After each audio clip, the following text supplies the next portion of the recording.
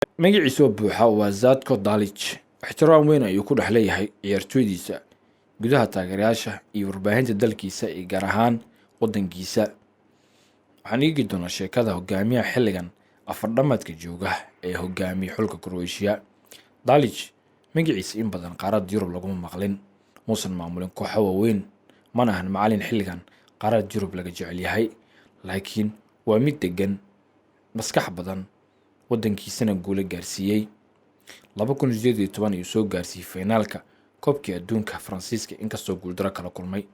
Zlatko Dalic ayaa dhashay 26 Oktoobar 1906 Livano, magaalo iyo degmo ku taala galbeedka Bosnia-Herzegovina ayuu ku dhashay. Xirfadiisa kubadda cagta ayuu ka bilaabay koox ka dhisan magaaladii uu ku dhashay, ka wada difaaca midabada dhowr kooxood oo Croatia, China, Bosnia muddo 17 sano. Muddadaas uu koobka la qaaday Hajduk Split sanadii 1984 sida uu sheegay xilligii caanka ahaa ama ciyaartoyda. Dalic tallaabadii ugu horeysay dhanka tababarka la qaaday kooxda reer Croatia Rijeka 2007. wuxuu maamulay kooxo kaloo carabta ka dhisan. Wuxuu tababaro u soo noqday kooxda Sacuudiga Al-Faysalia laga bilaabo Julaay 2010 wuxuuna ku hogaamiyey 55 kulan. Hogaamiyaha Dalic wuxuu kormeeray zaciim 4 bilood oo kaliya. Wuxuu kooxda ku hogaamiyey 16 ciyaarood, wuxuu badiyay 10, wuxuu barbaragal 2 jeer, 4na waa laga badiyay. Wuxuu kula guuleystay koobka boqortooyada Sacuudiga. Markii uu ka soo baxay Hilal, Dalic wuxuu u safray Maraz 2014 wuxuuna aqbalay inuu tababaro naadiga Al-Ain, wuxuuna muddada joogay 3 sano. muddada macalinka Croatia wuxuu kooxda Al-Ain ku hogaamiyey 106 kulan, ka badiyay 65 kulan, wuxuuna barbaragalay 26 jeer, waxaa laga badiyay 15 kulan. Dalic ayaa ka tagay kooxda Al-Ain 2017 waxaa loo doortay Oktoobar 2017 inuu noqdo macalinkii Croatia ilaa xilligan uu yahay ka bedelay Ante Kazic.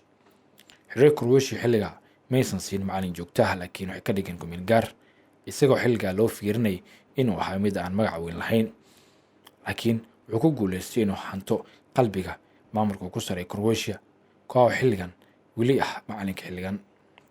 2018 Rashka ayuu ku hogaamiyey 4 gool kaga badan Greega natiijo kulan hoomiyooy ah. Maalinta Dalic wuxuu yidhi, waxaan rumaysanahay nafteeda iyo markii xiriirka Croatia ii yareen, waxaan ku kalsoon awoodaan u leeyahay inaan sii joogo muddo dheer. Xulka Croatia ayaa ku soo baxay kaalinta afraad ee gruubka koobka adduunka. Rashka markii ay si buuxda ula kulmeen xulka Argentina, Nigeria, Iceland, Croatia, Denmark, Rashka, England ay u bixin wareegga 16 kadibna 4-2 finaal guuldaro kala kulmin. Maray ku soo laabteen Croatia, Dalic iyo ciyaartoydu waxay heleen soo dhaweyn 500 oo kun oo muwaadiniin ah oo ku sugayay Zagreb. wuxuu waddanka aan u aragtay boqoshadii Pop 1924. Dalic ayaa hogaaminayay xulka Croatia Euro 2020 wuxuuna tartanka ku macsalaameeyey wareeggii ugu dambeeyey 3-5 kaga badiyay Spain ciyaar sii dheeraatay 2 qaybood dheer ah. Tababaraha Croatia ayaa ku guuleystay inuu si toos ah u xado kaarka isreebka koobka adduunka 2022 isagoo kulankii ugu dambeeyay ka dhaliyay ama badiyay Rashka. Kahor intuusan bilaabin koobka adduunka, Dalic ayaa u sheegay saxafiyiinta hana dhayalsanina. Dalic ayaa sugaya ciyaar semifinaalka la ciyaari doona xulka qaranka Argentina.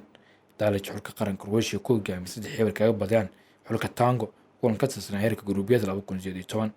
Macalinkan ayaa hor u sameeyay hadal caan ahaa oo yidhi, waxba kama helin saxan daab ah xilliga aan macalinka ahaa, man iyo macalin u shaqeeya kooxo waaweyn, ciyaartoy waaweyn ama maamulin. Hadalkiisa ayuu ku daray, Yurub waxaan doonaysaa inaad tababarto kooxo waaweyn, inaad shaqaale u noqoto reer Barcelona, waxaa hubaal ah inaan aniga mustaqbalka ku guuleysan doono koobab.